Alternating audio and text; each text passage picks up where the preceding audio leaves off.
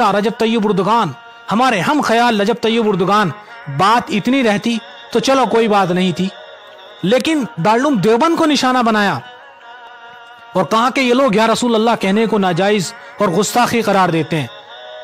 यानी बात यहां तक पहुंचा दी, यानी बात को जो खलत मलत करके ये लोग पेश करते हैं ना, अल्लाह के कोड़े इनकी अक्लों पर यूं ही बरस रहे हैं। माजरत के साथ या रसूल अल्लाह कहने को उलमाए देवबंद मुतलक नाजायज करार नहीं देते हैं, सिर्फ या रसूल अल्लाह की एक सूरत नाजायज करार देते हैं, और वो सूरत वो है कि जब आप या रसूल अल्लाह कहें, अल्लाह के रसूल को इस नियत के साथ पुकारें कि अल्लाह के नबी हर जगह हाजिर और नाजिर है, हर जगह मौजूद है।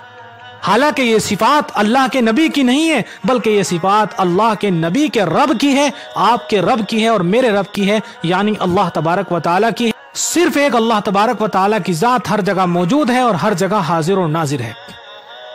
उलमाए देवबंद का अगर फतवा है तो सिर्फ इस बात पर है, बाकी जितनी भी सूरतें हैं या रसूल अल्लाह कहने की तमाम सूरतों का जवाज उलमाए देवबंद के नजदीक मिलता है। और मैं उलमाए देवबंद का फॉलोवर हूं, मैं आपके सामने कह रहा हूं या रसूल अल्लाह, या रसूल अल्लाह मैं कह रहा हूं।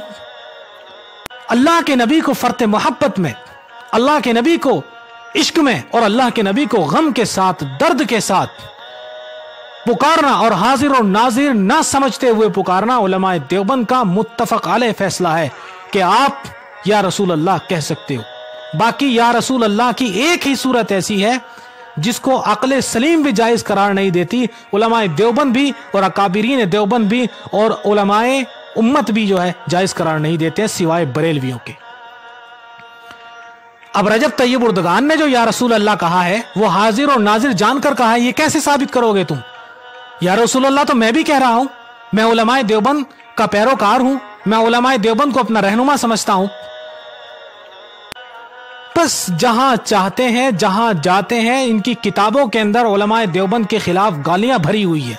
अगर सीरत की किताब है तो उलमाए देवबंद को गालियां मिलेंगी, अगर जो है किसी और फन पर किताब है, किसी भी फन पर किताब है, हर फन के अंदर उलमाए देवबंद को गालियां मिलेगी।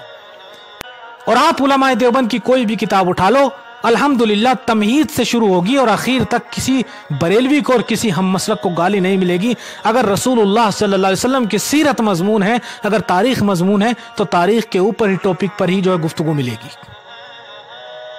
और दूसरी बात यह है कि खिलाफत उस्मानिया हमारे हम अकीदा थी, खिलाफत उस्मानिया हमारी हुकूमत थी। भाई तुम्हारी हुकूमत कहां से आ गई खिलाफत उस्मानिया? तुम कल भी बिदाती थे और आज भी बिदाती हो, तुम्हारी कहां से आ गई खिलाफत उस्मानिया हुकूमत? खिलाफत उस्मानिया का सुल्तान पंजुम बादशाह था, जिसका नाम गालिबन मोहम्मद पंजुम था। उसने दारुल देवबंद को रुमाल हदिया दिया था, और वो रुमाल था जो रसूल पाक सल्लल्लाहु अलैहि वसल्लम का रियल जुब्बा था, उससे मस्त था, और वो आज दारुल देवबंद के अंदर मौजूद है। दफ्तर मुहासबी में जाइए और जाकर अपनी आंखों से देख लीजिएगा। 1913 ईस्वी बमुताबिक 1332 हिजरी में सुल्तान पंजुम ने दारुल देवबंद को ये रुमाल दारुल देवबंद की खिदमात से मुतासिर होकर, और दारुल देवबंद ने चंदा भी दिया था, जो जंग बलकान हुई थी और उसके अंदर मुसलमाना ने तुर्क की खस्ता हालत हुई थी, तो दारुल देवबंद ने माली इमदाद भी वहां पहुंचाई थी। तुमने कितनी माली इमदाद वहां पहुंचाई है? रिकॉर्ड तो होगा कोई ना कोई तुम्हारे पास। दारुल देवबंद ने वहां माली इमदाद पहुंचाई, और दारुल देवबंद की खिदमात को देखते हुए उन लोगों ने दारुल देवबंद को वो हदिया अता फरमाया है, वो तोहफा अता फरमाया है कि तारीख के अंदर इतने बड़े तोहफे मिला नहीं करते और कोई दिया भी नहीं करता है।